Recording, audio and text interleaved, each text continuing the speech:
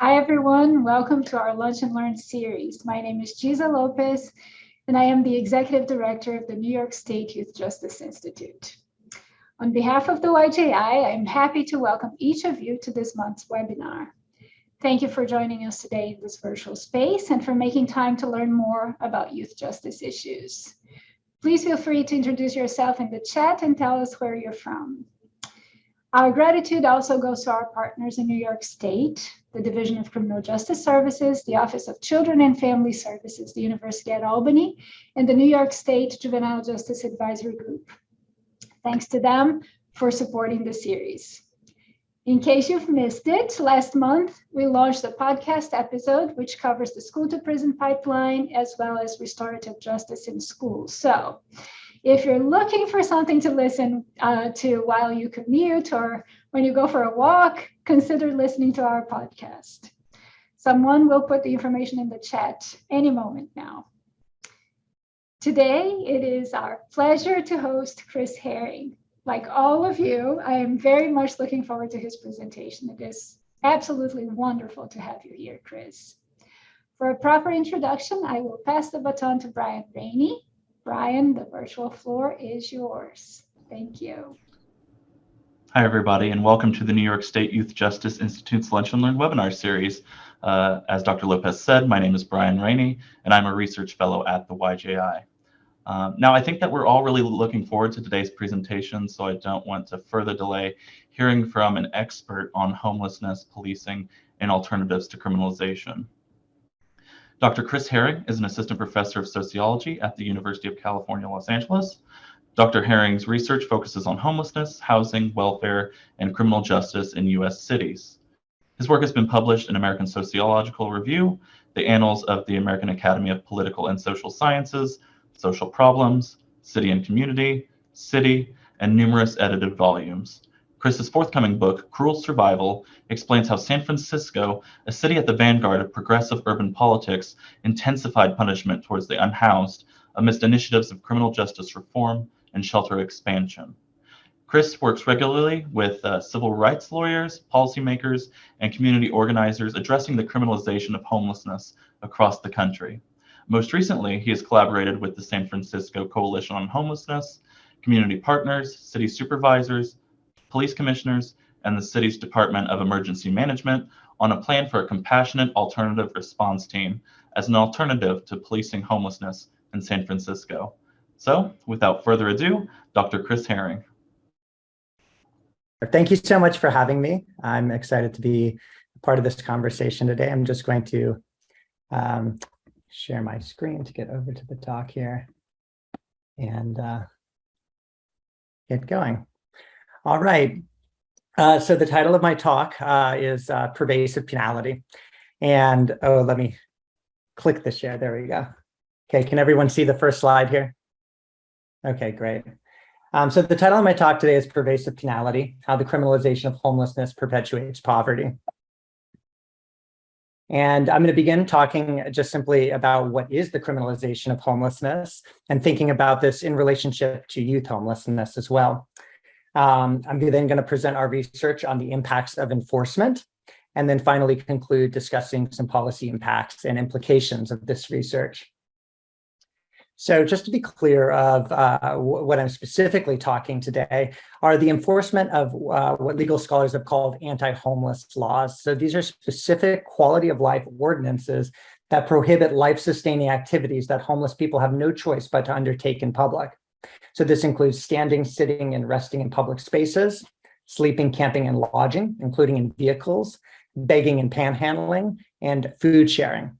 So obviously, unhoused folks are involved in a number of other crimes that are often related to their poverty. But I'm not going to be speaking about, say, an unhoused person who's stealing food for survival or other activities. I'm speaking specifically about when someone is calling 911 to address, say, an encampment, or police are enforcing these specific ordinances here.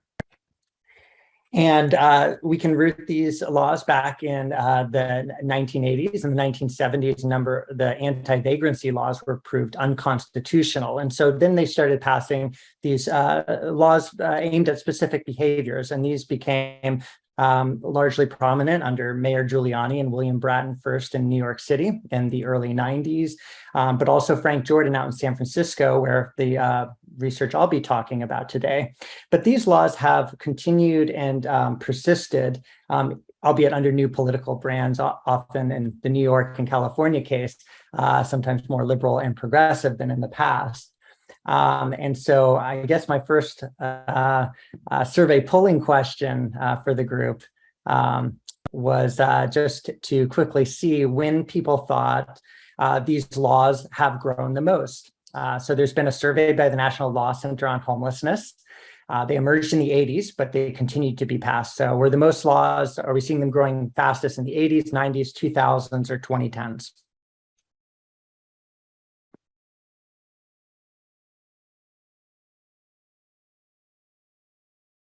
All right, they're coming in. These are all local ordinances, although I will say now we have 2 state laws being proposed now in Georgia and I believe Tennessee that are, and Texas is talking as well of making these statewide bans. So it looks like the results have settled. And yes, those of you who said the 2010s are correct. They're increasing at their fastest pace ever currently. And so this is from a recent report by the National Law Center on Homelessness. And now more than 50, they survey 186 cities and over 50% now ban camping in particular places, 61% ban begging. Citywide bans on camping and panhandling increased 30% between 2011 and 2019. And of the 82 cities surveyed in California by UC Berkeley Law School, all had at least one anti-homeless law in their books. The average had 9. San Francisco has 24. LA has 22. So this is definitely not just that you hear Trump in the news recently saying we need these harsher laws and treatments of homelessness, but they are actually very prevalent in progressive places like California and also in New York. So there's been a number of legal studies tracking the spread of these laws, but we know much less about the impacts of these laws and what's driving this enforcement. And so this is what we wanted to research in San Francisco and what I'm going to be talking about today. My broader research program discusses, answers these questions of what triggers the policing of homelessness, how are anti-homeless laws enforced by street-level bureaucrats. But what I'm going to be focusing on today are what are the impacts of this enforcement for those experiencing homelessness. And a lot of the existing research has looked at this, but it's been in relation to the overlap between people experiencing homelessness and people being incarcerated. So this research coming out in the era of mass incarceration noticed a large population overlap, where the study in New York, for instance, found that 40% of inmates had experienced homelessness. We know the ways that incarceration produces homelessness, that once coming back to society, folks have less access to housing and jobs due to discrimination through criminal background. And then we also know that homelessness disproportionately exposes people to incarceration because you're living in public space and getting caught up in this dragnet. But what I really want to focus on today is the ways in which this criminalization persists outside the prison. So thinking that the prison and jail are just one form of punishment. And for this, me and my colleagues have developed this concept of pervasive penality, which describes policing interactions that fall short of arrest. So these include things like, I'll talk about citations, the destruction of people's property, and especially just move along orders, asking homeless folks to move. And it's pervasive both in its scope and its frequency of occurrence. And it has a depth in its lingering impact. Furthermore, it reproduces homelessness, perpetuates poverty, and widens racial, gender, and health inequalities. So while any one of these laws might seem inconsequential, collectively, they can have a really negative impact. And I hope to animate that with some of you today. And this is especially important in a place like San Francisco because California's incarceration rate peaked in the 1990s. It's now, in 2009, and is now lower than it was in the 1990s.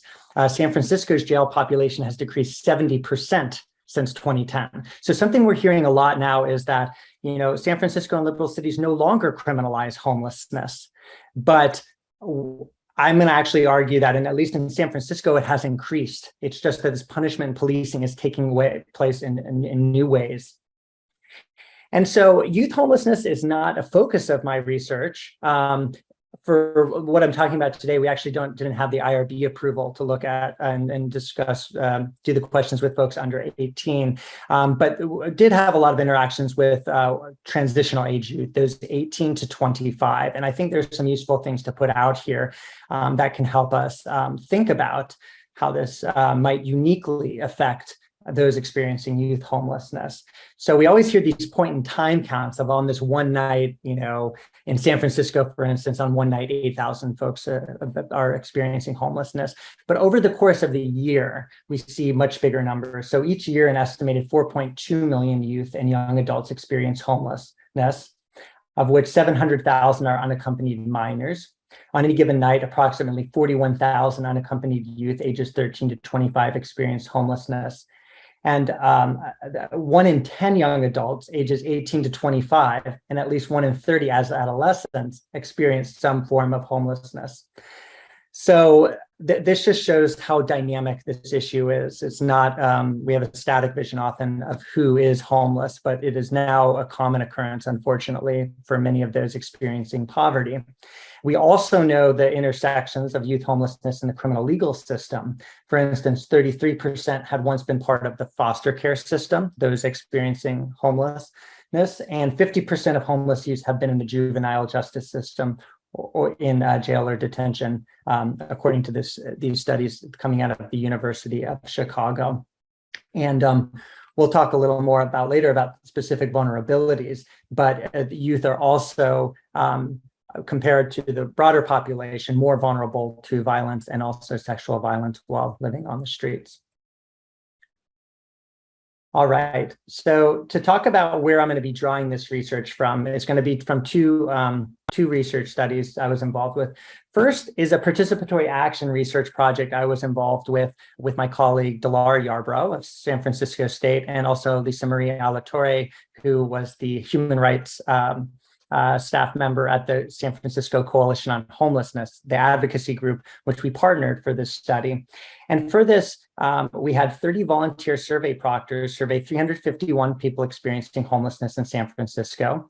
We hired 5 peer researchers, and these were folks who were currently experiencing homelessness, living in the shelters, or had been homeless recently. And they conducted 43 in-depth interviews.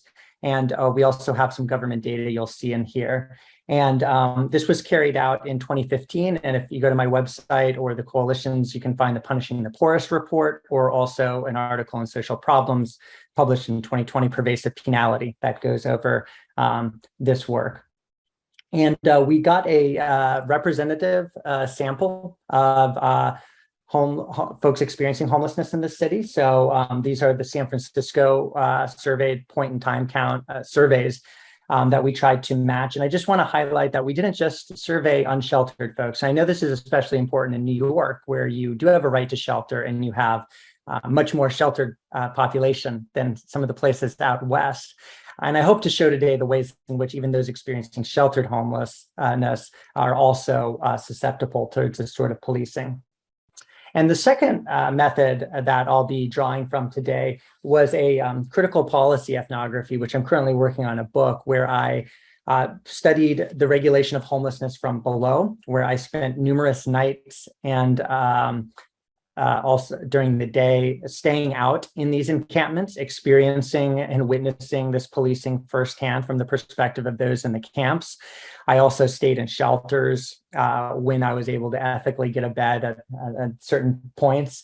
And so that was for the first year. The second year, then, I actually studied the state from within, and this involves going on ride-alongs with SFPD officers addressing homelessness, with outreach workers at the Department of Public Health, sitting in office hours with shelter workers. And I worked for also 3 months as a research assistant in the mayor's office. And then finally, I worked largely, I'd say, against the state, or really like pressuring the state with the Coalition on Homelessness, who I partnered with this study for, where I wasn't just working on research, but also going to organizing meetings, planning direct actions and whatnot. So I'm only going to talk for about 10 more, 15 more minutes here, but I can respond to questions from these various perspectives, which can help us understand this from a number of different angles. All right, so now to move into the findings here. So the first thing I want to focus on of the mechanism of pervasive penality is just the continual displacement. So actually, according to the police dispatches, 89% just result in a move along order. And a lot of times we'd hear at the coalition and from the media, well, this isn't really punishing homeless folks. This is also a big reason we did this study, and we needed to use the community group to do it, because they were being told we're not criminalizing homelessness. And we knew this wasn't true from our outreach. So in our survey, we found that even though a lot of proponents of quality of life laws say they're designed to only be used by police to address specific people and specific behaviors, that the majority of San Franciscans experienced homelessness have been approached in the past year. Many were approached monthly and forced to move on a regular basis. And as we see here, this was especially for folks outside, but not only. It also impacted people who were in shelter and in their vehicles. I'm going to go through this quickly. We can talk about it more, but in San Francisco, it's largely not being instigated by officer discretion. The majority of homeless responses are through calls. And what you're seeing on this screen now are all of the 911 dispatches where police officers were sent in the month of April 2018, where we had nearly 8,000 police dispatches in that single month, just to give you a sense of the scope. And also, this is from a paper in the American Sociological Review. I was showing that even though homelessness remained steady in San Francisco between 2011 and 2018, the calls and the dispatches went up, just showing the way in which urban development and other forces can propel this policing of homelessness, even when the police are not changing their protocols or going after it themselves, and homelessness is steady. And also, as I'll talk later about, 311 is also important to this story.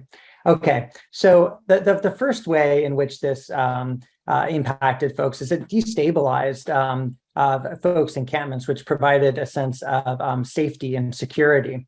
Many times when these move along orders occurred, it would spark interpersonal conflicts within the camp, and also turf wars. So when we would be told we had to move to another zone, well, first, when we were camping and folks were trying to move into an encampment that where we were concerned that this was going to increase complaints and draw the heat of the police. And so it pitted unhoused folks against other unhoused folks. We tried to find polite ways to negotiate this, but oftentimes it could result in conflicts, turf wars, people burning down people's tents. As you see here in this sign, this is a group of unhoused folks who were trying to kindly ask people, not to come to this area. And this is, I'm sorry, my notes aren't showing up, so I don't have all the information on the people who I'm referring to. But this is a quote by a woman who who had been raped after being moved in the middle of the night by police officers to a new area. This was something that came out in the peer interview researchers. We didn't even have a question on this, and 3 of the women interviewed all discussed this same situation of being moved in the middle of the night by police and facing sexual assault. And one of the peer researchers asked, well, why didn't you, or could you have called the cops? And her response was, what's the point? If I called them, then they would have made us all move. Would he, the officer, even believe me? The whole camp of new people would hate me, and what would stop him, the offender, from getting revenge? It's not like I've got a locked door to hide behind, unquote. So this just shows the way that not only are especially women more at risk of assault from these move along orders, but they don't feel they have legal recourse or protection due to these laws. Something that in San Francisco, a sanctuary city, illegal immigrants are allowed to have recourse with the police for this protection. It is not something that unhoused folks feel that they're able to maintain. This was the quote also from the community-based study where Janet, who was staying down in the BART, described the subway system, quote, "Some places are actually dangerous. I don't like nothing about sleeping in piss with all these strange men around me. My comfort zone is down by the BART. That's my outside home. It's warm and it's where I feel safe. I try to be invisible," unquote. And I know this is a large issue in New York City, but there's this tension between Janet, who wants to sleep in a place where she feels there will be eyes of passerbys and in this public space, but yet it's also the space that's going to be most ripe for complaints. And she has received multiple citations, had been brought in on an arrest for those warrants for those citations, et cetera. Now, what is the result of this? We asked folks in the survey, once you were asked to move, where did you go? And our findings showed that 91% of those who were forced to move remained in public space. And those who did move inside, it was often a temporary spot, often another kind of indoor public space, like a library or a drop-in center that would close during the day.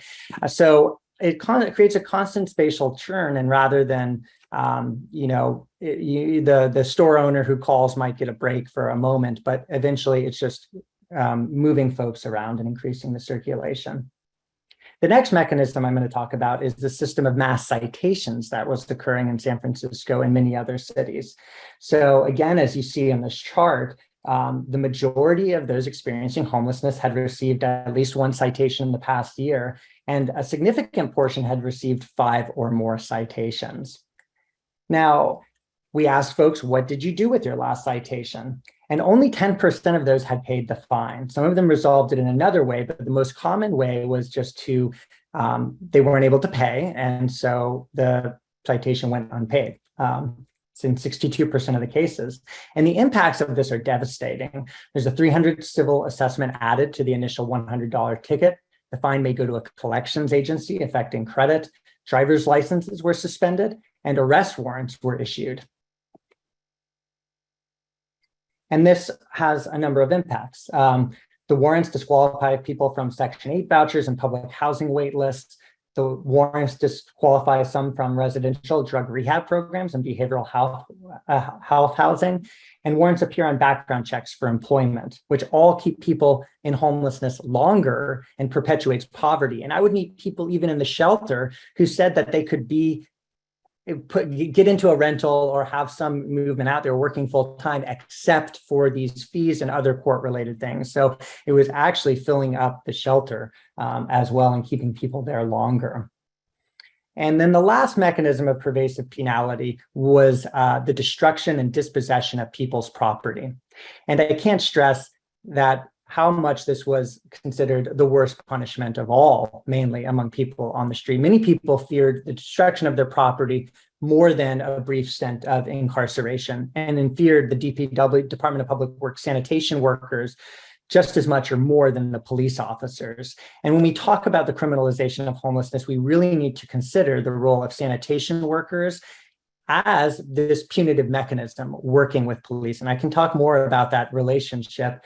But a lot of what's going on now and across the West Coast and other places is that they're framing that they're saying we're not criminalizing homelessness. It's public health and sanitation. Well, how the sanitation is carried out can range from being punitive to allowing people to maintain their property. And a lot of people don't see the destructive aspects of this. So I wish I had my written narrative out here, but this is Neil, someone I got to know closely on the streets, who was a veteran who had his walker crushed while he was in the hospital. And we were even their advocates telling the sanitation workers that, Neil's in the hospital. Like we asked if we could take his walker, and yet it was destroyed and he was discharged after without a walker or any of his belongings.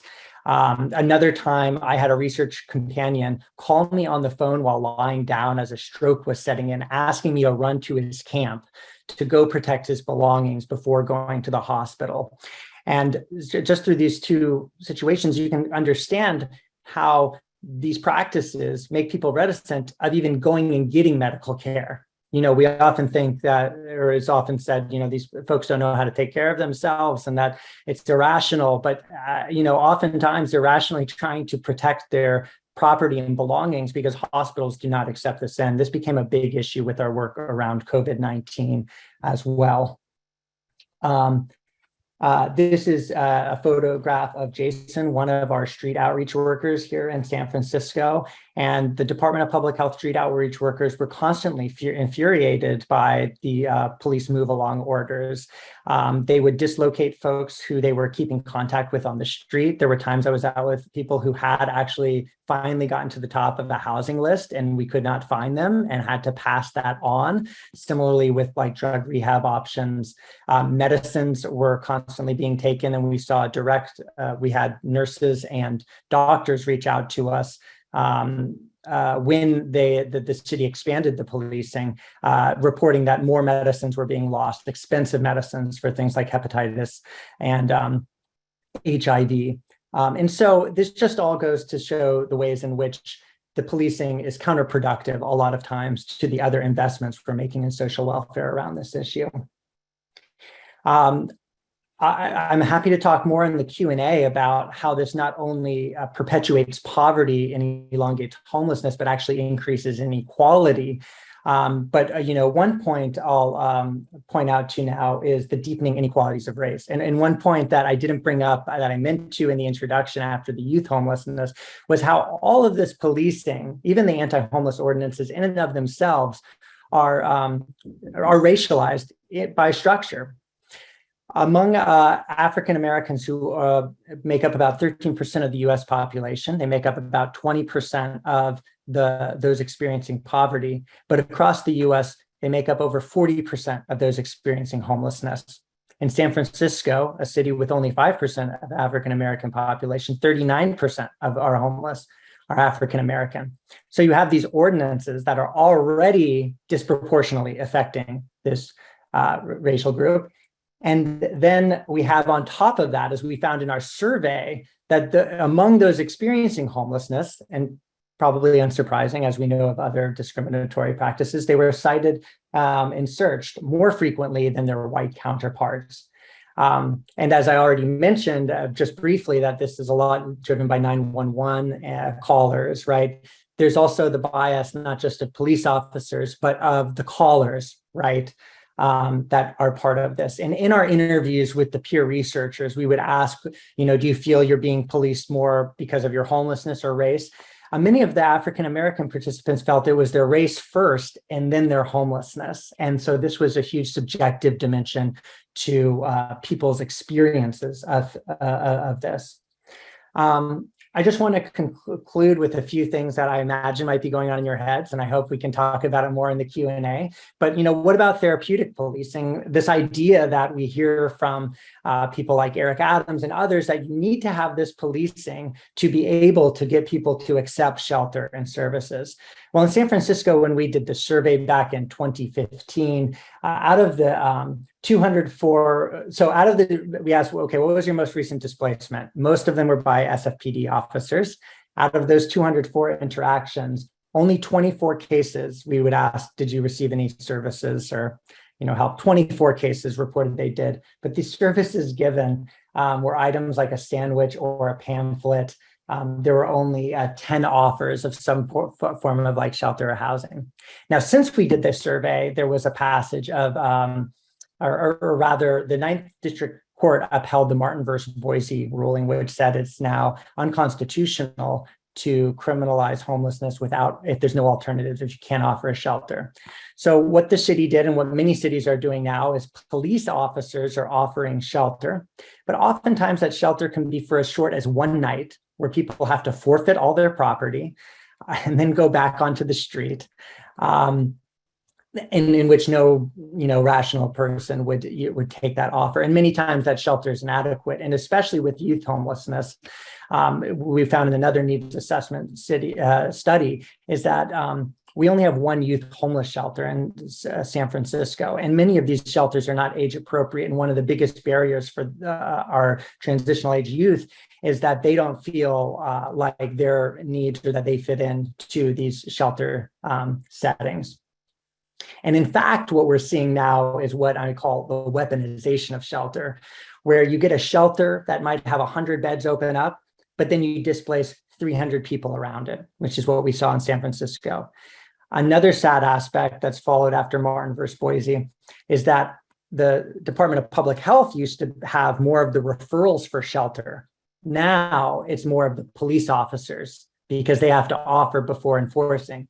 And this creates a system of complaint-oriented services. I've heard in New York City, they're trying to create some more enhanced shelters for those to get folks who are in the subways to move inside. And why that may be positive if people voluntarily want it. What I would often hear on the streets of some of these newer and nicer shelters being opened up is that many people wanted to get in. There was a demand to get into these better shelters. And they felt that they were being punished, right? Because they were not able to access them because they were following the rules. They weren't a problem enough. And that creates a whole nother host of tensions on the street. So just to conclude, the report that we did with the Coalition Homeless in 2015, the great thing about doing this work with community groups, and I hope I get to talk about the benefits of this method over traditional academic research, is the impacts that it can have. We were able to put together a policy report much quicker than academic presentations. We were able to partner with city council members to have this announcement, to have budget legislative analyst studies come out of it, to have these findings heard at the Board of Supervisors, at the Police Commission. We had audiences with the district attorney, with the courts, with the police. And from that process, we were able to make some reforms in San Francisco. The biggest one was the dismissal of, I need to update this, it's now 60,000 warrants for unpaid fines for quality of life laws aimed at homelessness. Warrants are no longer issued for unpaid fines for homeless-related violations. The police dispatch protocol was reorganized in 2018 following some of our findings, and it reduced the 911 dispatches by 10%. The 311 app was actually redesigned to reduce reports. It was a situation where people had their mobile phones and could report, oh, I want a wellness check for this unhoused person. And while many people thought that a social worker would be sent, it was always a police officer.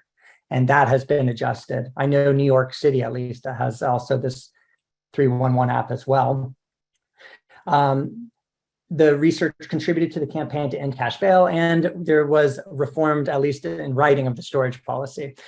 Now, while this all sounds well and good, the policing of homelessness and the punishment as experienced by those on the streets actually increased nonetheless after these reforms were taking place.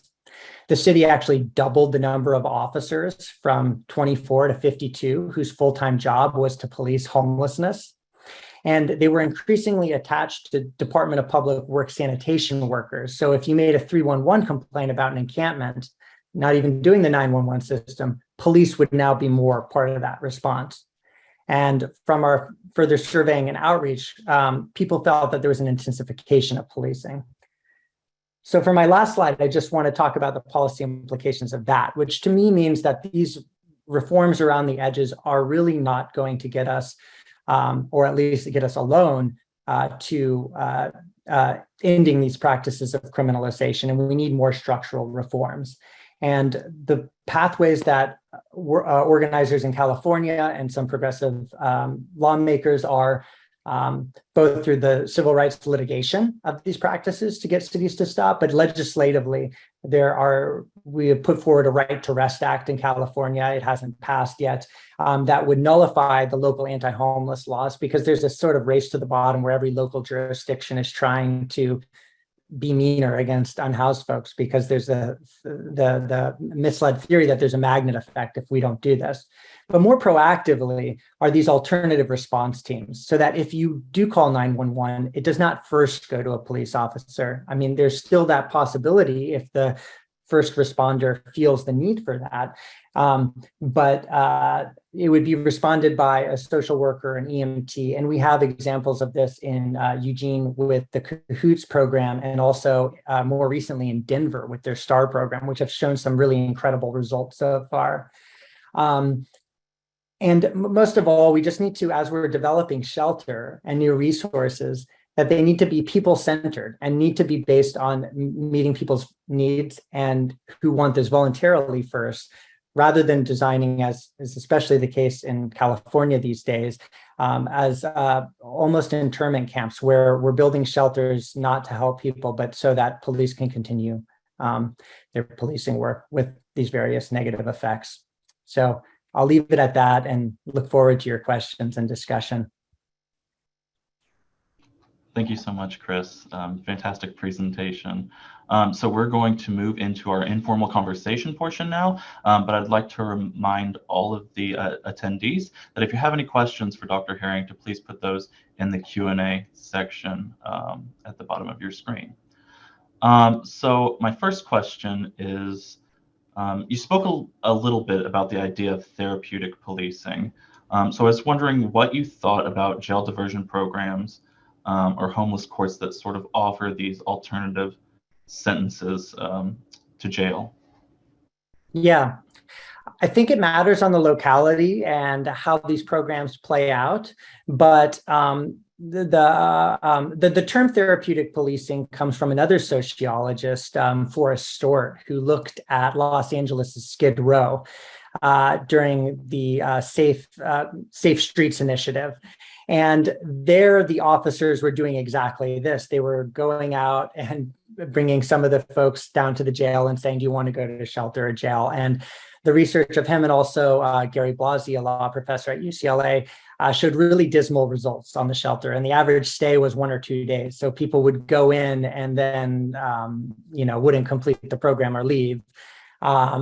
Furthermore, the incarceration rates went really high. They arrested and incarcerated 10,000 people in a single year once within these 50 square blocks. And so the read there was, even though there were good intentions, it was incredibly ineffective of helping people and was, unfortunately used more as a cover to increase the incarceration. And then, the worry also is in San Francisco around this is if police think they're able to offer this, they may increase the policing. But again, if we're not focused on the outcomes of what these shelters and services actually are, it's an issue. I will say, though, in San Francisco, the coalition did support a process so folks could have their citations dismissed. This was especially important when warrants were coming out. However, they did not do a homeless court situation. It was more of just taking the ticket to a service provider, saying you're getting services provided and getting it signed off. And so I think it's useful to think about how can we reduce the harm, but we need to be aware of these possible unintended consequences. The last thing I'll say about the jail diversion, which really frustrated people, is that the majority of folks who have experienced homelessness in San Francisco, like we asked a question, have you tried to access shelter among those on the street? 15% had been in shelter in the past month. Over 50% had been in shelter for at least a few days in the past year. And in places where there's a shortage of shelter, like in the West Coast, when you do these diversion things, you're basically taking voluntary services and you're taking them away from folks trying to access them, and you're funneling through the court, right? I know in New York with the right to shelter, things might be different, but we might think that this could happen if you create higher quality shelters, or if you have mental health or behavioral health residential treatments. It's increasingly becoming the case that in San Francisco, the privileged way to access them is through the courts rather than voluntarily when we have huge scarcity. So I'd like to hear a bit more about participatory action research. So how is this research that you were doing enhanced by working in partnership with a community organization and those impacted by homelessness, as opposed to just conducting a typical survey carried out by researchers and academics? Yeah, well, it was really a comprehensive collaboration from start to finish. So, even just the figuring out what questions to ask was really based on the long, standing knowledge of the activists and organizers who I, at the time, was a young researcher, as well as my colleague, had much more experience in this. And if you're looking to do research that would have a policy impact, you want to be with people who are already working in that space and trying to make an impact, and who are going to know the ways to ask these questions, right? So from an institutional perspective, that was there. Second is, whenever working with like marginal or more hidden populations that are hard to reach, or might be, especially those skeptical of researchers. I mean, many people outside where we'd go survey would be surveyed very often. And they would often ask the question like, okay, so who's paying you? How much do you think you're a poverty pimp made? Academia does not have a great reputation in some of these spaces. But the coalition had a good reputation. And also the proctors already had relations with people on the streets. So the participation, I felt, was both higher and created more true, but also fuller responses. And then finally is what is done with this research. I mean, all those policy impacts, I'm convinced none of them would have happened if it was just Laura and I doing this research at UC Berkeley as doctoral students. That was brokered through, again, these relationships that the coalition had with lawmakers, with other concerned advocates, with journalists. And so those were all key benefits. Now, there were also many challenges. We had to do a lot of training around the interviews, a lot of support. It was hard getting people on schedules with this stuff. But, we also had the support of the coalition. Like, organizers are great at organizing a survey. They're way better than academics at getting people together and doing this. So for all those challenges that come from, hiring and working with folks who don't have the same stability as, say, researchers, there were other supports and benefits we felt stronger. And I guess the other last challenge that we still face is, this critique of bias that, you're working with the advocates. And I don't know, I just feel like all of our work is biased in some ways. I do a lot of work also with policy people in the mayor's office, and I just feel you need to be open about it and talk through it. But yeah. So you briefly mentioned this idea of complaint-oriented policing. So could you discuss a little more about how this enforcement is sort of mobilized? Yeah, and this was a surprise to me. And also, I mean, it went against what I was reading in the literature. I think a lot of us have this idea of this aggressive patrol where police are being sent to problem neighborhoods and hot spots, and then they're using their discretion to, harass unhoused folks. And that was going on both like in the stuff I was reading in New York, but also in LA with the Therapeutic Policing. In Forrest Stewart's Ethnography there, he's really talking about how the officers are having this discretion. And even the coalition, the organizers, like their critique was very much like cop-based, like the police are driving this. And then when I was out on the streets staying in these camps, it was like we would be woken up and I was always like, why are we getting moved today? And it would always be, so-and-so complained, I'm sorry, you got to move, and it was, and everyone on the street, the way in which they saw where they were camping was based on where they thought they would get complaints. Like, oh, the car dealership over there, if you go around back, they never call, like that's a safe space, or, and so then when I started looking into the 911 data and talking with police of how much it was driven, it was just astounding. And the officers that I'd go on ride-alongs with, I mean, this is not what they wanted to be doing. They were rookies being assigned to this unit. They'd talk about being like mall cops, and that, is not a high honor. And they felt that they couldn't, they knew they couldn't arrest them their way out of the problem. The DA wasn't charging these cases, but they also realized like the shelters were full. They could bring someone in for a night, but that wasn't going to work. Same with the hospitals. If they brought someone in a psychiatric hold, they felt very helpless. And I think that's something we need to recognize in these reform processes, that this is a frustration for the whole community, and including the whole host of frontline workers, including most officers, at least that I got to know in San Francisco. Yeah, and it's sort of a follow-up to this. So where should policymakers and practitioners sort of focus their efforts if many police interactions with individuals who are homeless are driven by these citizen-initiated calls for service? Yeah, I mean, that's a really good question, because we thought at the coalition initially we could, focus on reforming the police, and you'd have a central target, but it's much more like dispersed and pervasive. And so that's why I think, removing these laws that, they are duty bound to respond by law, is what they say. So if you remove these laws or nullify these laws, then they're no longer going to be responding.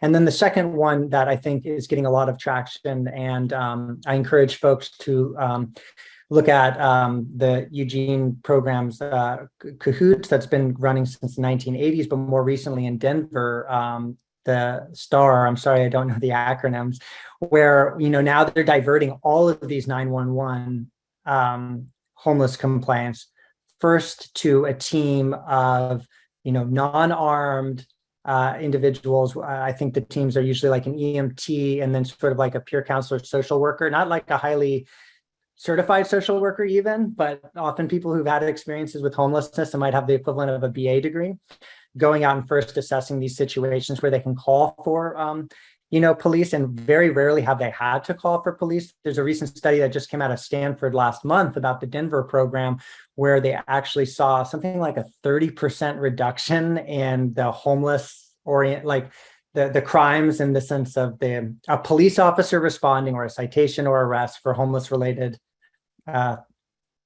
violations in the area that this pilot is going on. So that's something that I find very promising. And that's just the most immediate term, obviously, and we can talk if other people have questions about, the ultimate problem of housing and drug and behavioral mental health services. But, we can first stop making it worse by what's going on with the policing that just exacerbate these issues. Okay, and I think we're ready to move into our audience Q&A portion.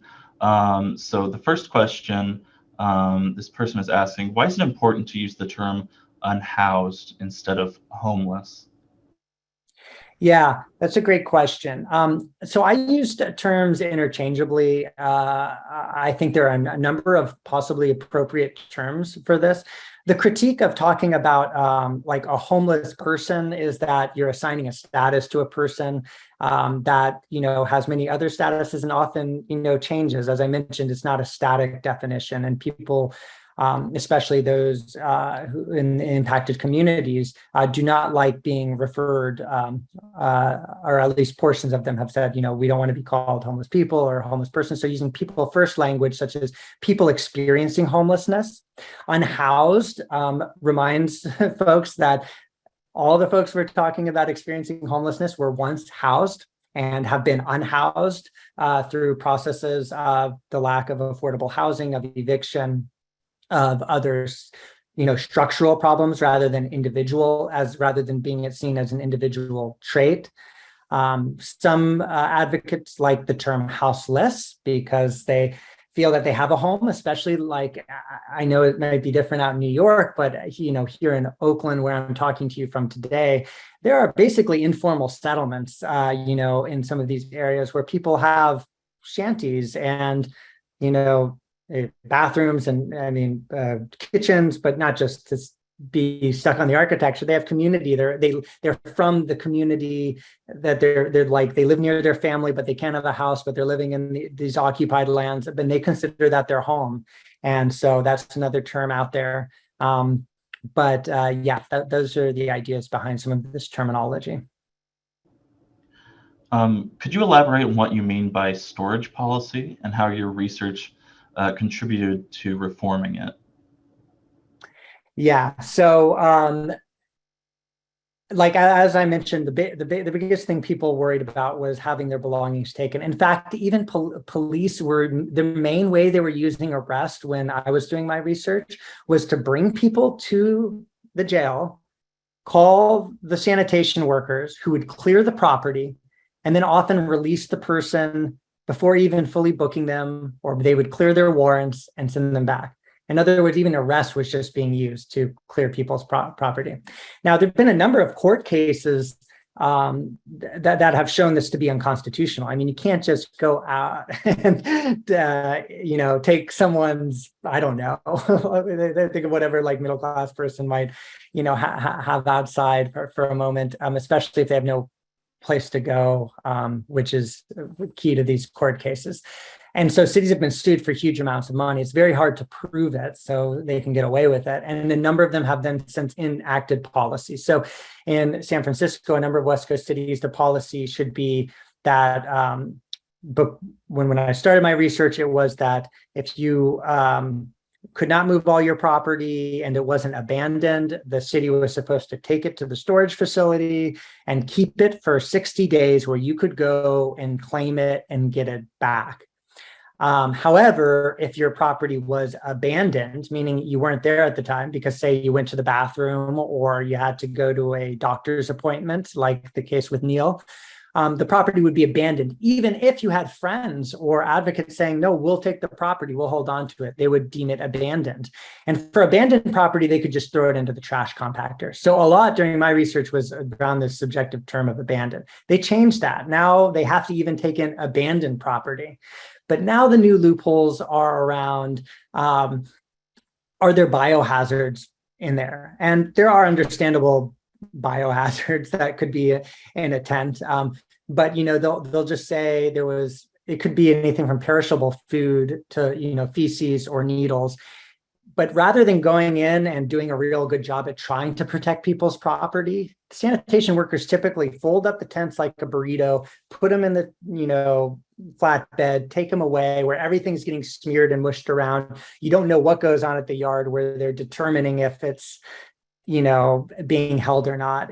So they're taking in more property, but the people are getting back some, but most people are still losing a lot of property. And so some more proactive strategies, like in LA, they actually have not enough, but they have storage facilities downtown where people can go and get they're just big garbage cans, but they're very popular and folks can go and put the things they know they don't want to lose when they're out on the street there. That's a proactive storage, strategy rather than a reactive one, which we have in most places where you only get the storage if your stuff gets, picked up by the police and taken away and maybe it's stored.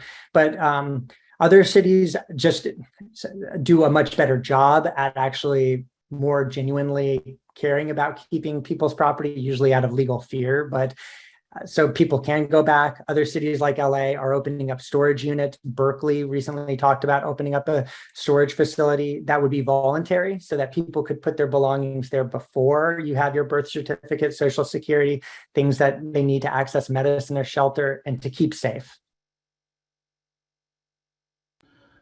So what was the most unexpected thing that happened to you when you were sleeping on the streets for your research? What about when you were an RA with the mayor's office?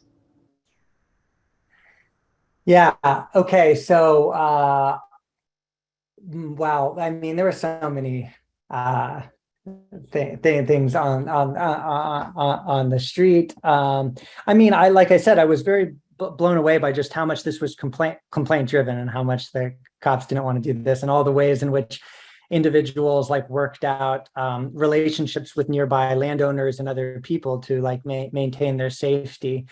I knew it was bad for folks, but I mean, you can never prepare yourself for the amount of trauma that people experience after they have nothing and they're on the street, and then just the frequency, the constancy of the move along. Like the police never got it. They said, what we're doing is really soft glove. We're just moving people around. I'm like, God, just spend 2 weeks on the street with folks. There's no one who's going to say that's soft glove. And so just the level of conflict of also violence between different groups that these displacements would cause, the impossibility of these citations that seem like middle class folks thinks it's pretty straight ahead to figure out a citation, and how it would wreak havoc along on people's lives. That just, I know I'm just bumbling now, but I can't assert the degree of trauma that these like sort of civil punishments or things that aren't thought of punishments are really just so punishing. The mayor's office was surprising that I got to work there. I'd already done a lot of this critical work. But when I got in the mayor's office, my work was based around analyzing survey data and doing outreach for getting a smoother path of folks from the streets and shelter into permanent supportive housing. So something very different, another aspect of my research. People felt there was no clear way to get into this housing, that was being handed out kind of willy-nilly on personal favors, and how to improve that. But when I was in the mayor's office, I would still be privy to these conversations, including these complaints. I mean, the mayor's appointee, the homeless czar of the city, would start each day like in his inbox getting complaints from, and this is, I made it sound like it was just 911 callers, but not all complaints are treated equally. Supervisors, if they wanted a camp cleared, they would be contacting the mayor's office. And same with, donors and supporters. And then, it would be those camps that would not just get cleared, they would be the ones who would be getting like sort of the premium shelter spots and also housing placements. And this would really piss social workers off who had just spent time working with on the streets, who wanted to give out these resources based on human need. And what I was seeing in the mayor's office was how much that these resources, even like things like shelter, housing, treatment, was being doled out by who complained the most, and was being given to resolve complaints rather than to, genuinely address human needs. And that was the biggest lesson that was confirmed there. So for our last question, as poverty and houselessness are sort of polysystemic issues, what advocacy efforts do you believe would have the greatest long-term effect? We need a big investment in housing right now. I mean, the housing question is so central to all the poverty. I mean, not just homelessness, but as we're seeing, and by the research that Matt Desmond has highlighted recently, I felt like for the 90s we were really focused on jobs and employment, and now we know that's only one part of the equation. And in places like New York and California, it's really going to take housing, and what that means most immediately, or what would be the most useful, would be especially for the lower end, if we're going to approach the people making, say, less than 30% of the area median income, are large subsidies, both through universalizing Section 8 and making that an entitlement. And second is, even with that, it's not going to, as we know in these rich coastal cities, you're not going to be able to house everyone through that. So we need to build affordable housing, and something like the proposals that were in the Build Back Better bill that are not part of the new federal bill that would have started to build some of that housing, but especially like the housing plans by Senators Warren and Sanders are really at the scale of what I would feel would be necessary to address in a much more rigorous way the problems we're facing. Well, Chris, on behalf of the YGI and everyone in attendance today, I'd like to thank you for taking the time to share this incredibly important and really fascinating information with all of us. But before I get to the closing announcements, I was wondering if you had any last thoughts for us. Well, that last question kind of got to it with that this is a housing problem and we need that housing. But I really encourage everyone who's in their localities to, when these ordinances could come up to, I don't know, use this research, but then also to explore some of these alternatives. And I know I've mentioned two of them, the Cahoots in Eugene and Star in Denver. These are two look the most promising, but we also have Portland are doing a streets team, a pilot. We're trying to get it going in San Francisco. It's something concrete that you can point to your local leaders of something that can be done now in this moment. And again, I think, yeah, that would be the first step that I would encourage folks on this call to take away. Great, thank you. So before the closing announcements, we'd like to ask you all how you felt about today's webinar. So in a moment, I will be launching a poll question asking how much you agree or disagree with the statement, the webinar was informative. So please answer this question to the best of your ability so that we know how today's webinar went for you all. So I will be launching that right now. And as you all are answering that, I do just have a few announcements and items to put on everyone's radar. So the next YJI Lunch and Learn webinar session will be held on Wednesday, September 28th at 12 p.m. We'll be hosting Dr. Tiffany Hogan, professor in the Department of Communication Sciences and Disorders at MGH Institute of Health Professions in Boston. She will be discussing how to identify and support children with developmental language disorder. So the link to register for this webinar will be put in the chat momentarily. Immediately following this webinar, we'll be sending a survey to you all via email. If you have the time, please complete this survey as it allows you to provide further feedback and questions for us.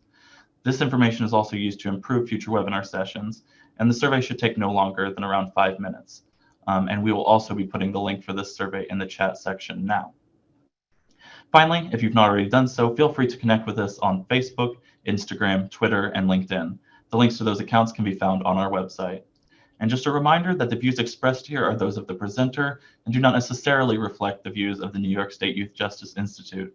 And in closing, I just want to thank you all for taking part in this session of the YJI Lunch and Learn series. We hope that you've gained something from this webinar and that you continue to think about what Dr. Herring has presented today. And we also look forward to seeing you at future YJI events and webinars.